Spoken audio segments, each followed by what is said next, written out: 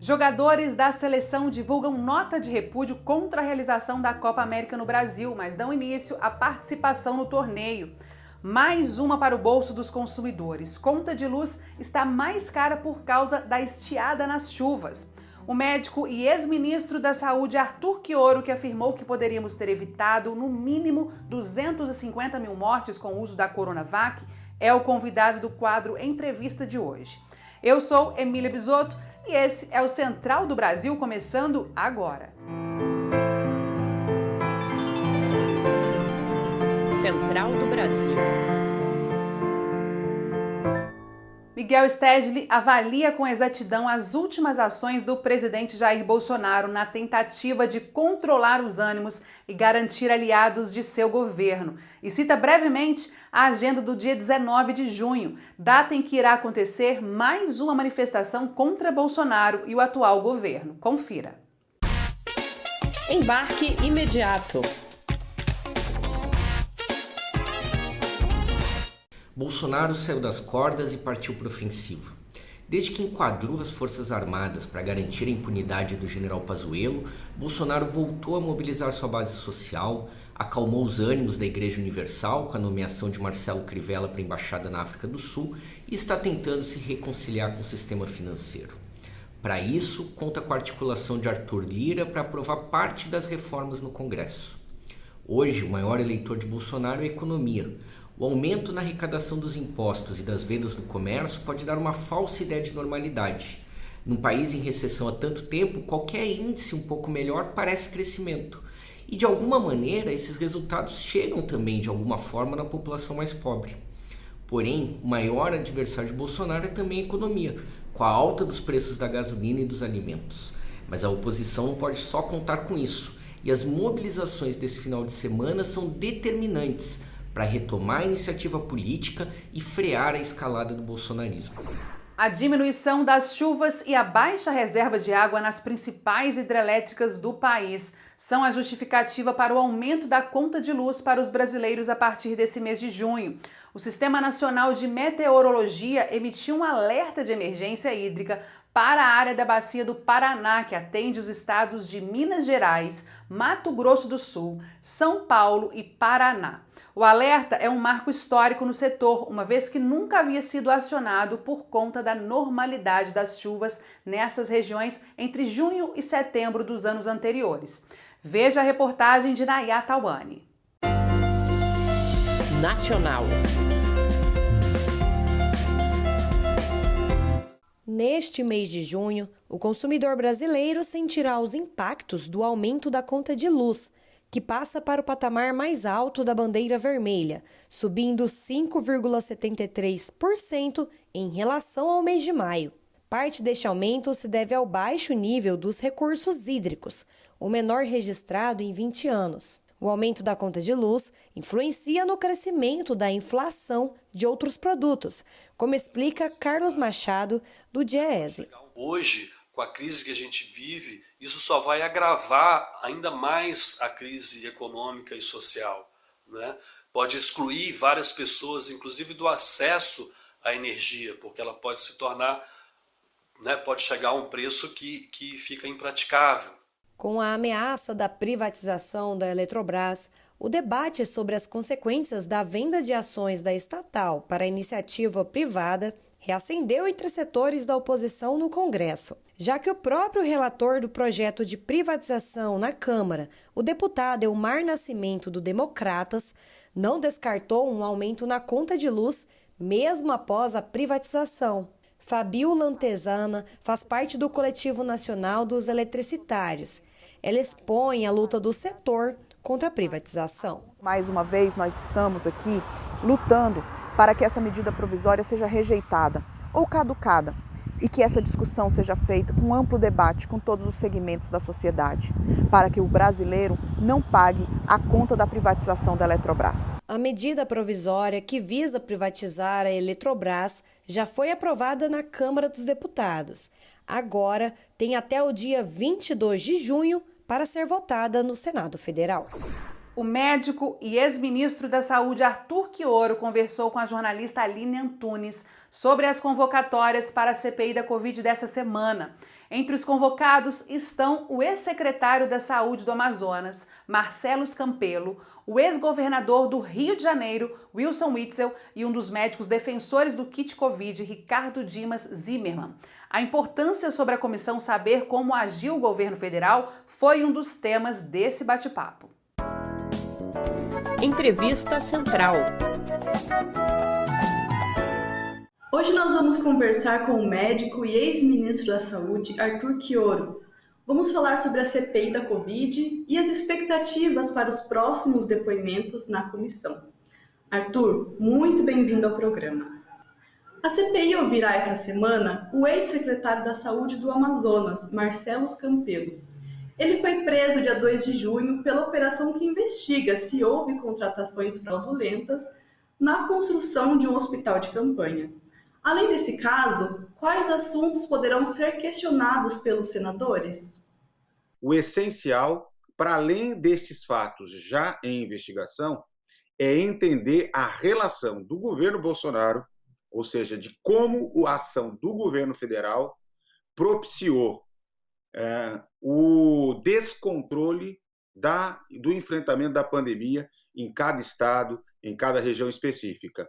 Acho que nós temos que tomar muito cuidado na CPI para que ela não vire uma CPI pulverizada, correndo atrás de investigações que já estão sendo feitas pelos órgãos competentes localmente, tirando o foco exatamente da ação criminosa central cometida pelo governo no enfrentamento da pandemia. Portanto, acho que vale muito mais tentar entender como agiu o governo federal, ou como não agiu, ou como agiu para atrapalhar a ação de estados e municípios e deixar para os órgãos competentes a apuração dos crimes locais. E acredita que o ex-aliado de Bolsonaro, Wilson Witzel, poderá atacar o presidente e sua atuação na pandemia durante o depoimento? Na verdade, o depoimento do ex-governador, ele se coloca como uma incógnita, porque também se sabe que a partir de um determinado momento eles romperam, né, e que o ex-governador acredita aos filhos do Bolsonaro e ao próprio presidente da República parte do seu ocaso, né, dos desdobramentos que resultaram no seu impeachment. Mas me parece que ele pode dar duas informações essenciais para a CPI, ou seja, trazer elementos, em primeiro lugar, do quanto que o governo federal boicotou as ações no estado do Rio de Janeiro, que foi um dos mais fortemente atingidos e que tem a mais alta letalidade. Mas, em segundo lugar, me parece que tem um aspecto essencial na investigação que envolvem agentes que são diretamente relacionados ao Rio de Janeiro, que é a omissão da enorme rede de hospitais administrados diretamente pelo Ministério da Saúde na cidade do Rio de Janeiro. A convocatória do empresário Carlos Wizard para depor na comissão pode dar mais elementos à CPI sobre a existência de um gabinete paralelo da saúde?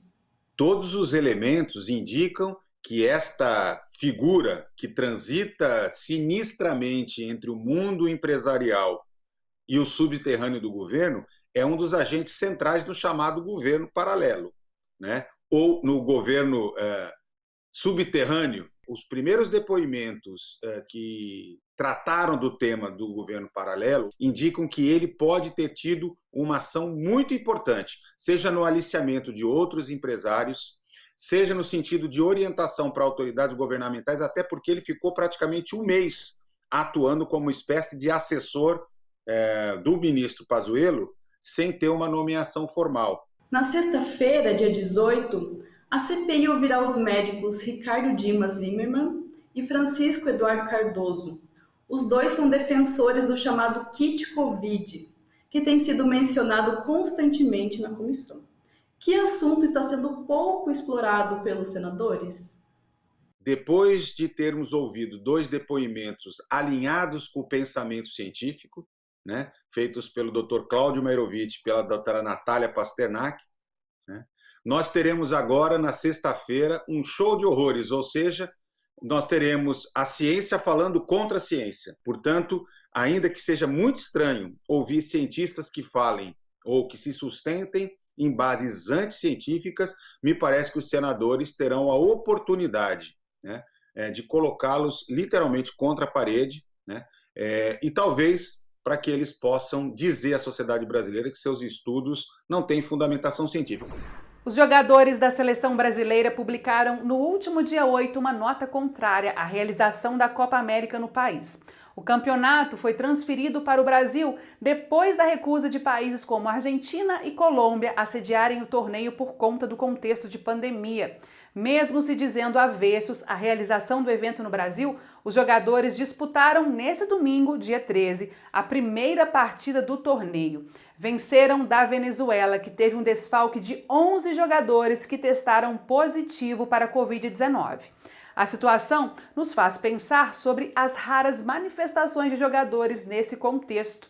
Assista a reportagem de Afonso Bezerra. Trilhos do Brasil. Incomodados com a realização da Copa América no Brasil, os jogadores da seleção brasileira publicaram um manifesto crítico ao evento. O documento, no entanto, foi menos contundente do que o esperado. A história revela, por sua vez, que atletas mais ativos politicamente são raros na seleção. Pesquisadores atribuem essa escassez ao aspecto conservador da CBF, que inibe as posições políticas do elenco. O historiador Gerson Fraga aponta, no contexto atual, o individualismo dos jogadores como obstáculo para as manifestações políticas. Quando um símbolo nacional está em campo, é também um símbolo político.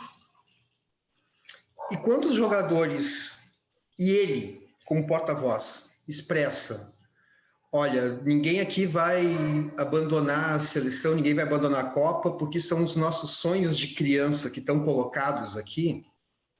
O recado, pelo menos que eu entendo, é o seguinte: os nossos sonhos pessoais, os nossos projetos pessoais estão acima de 500 mil mortos.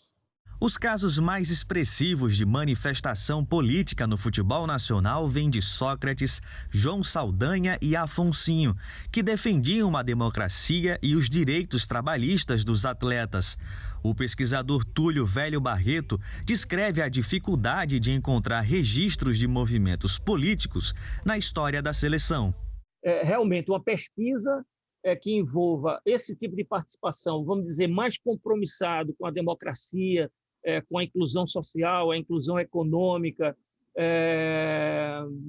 políticas que minimizassem desigualdades sociais, enfim, essas manifestações são mais raras. Neste domingo, houve manifestações contra a Copa América durante a realização do jogo entre Brasil e Venezuela no Mané Garrincha, em Brasília.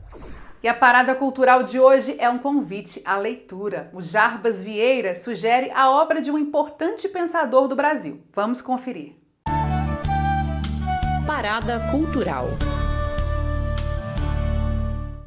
Olá, eu sou Jarbas Vieira, da Coordenação Nacional do MAN. Gostaria de indicar hoje, nessa data tão importante do 11 de junho, a leitura do livro O Escravismo Colonial, do nosso companheiro que se foi dessa para outra, Jacob Gorender, que é uma produção riquíssima, de uma análise mais acertada em relação ao que foi o período da escravidão no país. Nesse livro aqui ele vai trazer a formulação do modo de produção escravista colonial de uma forma diferenciada, específica de nossa realidade. E é um livro que foi republicado, uma reedição da Expressão Popular, junto com a Fundação Perseu Abramo. E a gente encontra para comprar no site de ambas, no site da Expressão e também no site da Fundação Perseu Abramo. Muito obrigada pela sugestão, Jarbas. E o Central do Brasil desta segunda-feira fica por aqui. Eu agradeço a sua companhia e peço que continue se cuidando. Use máscara e evite aglomerações. Tchau!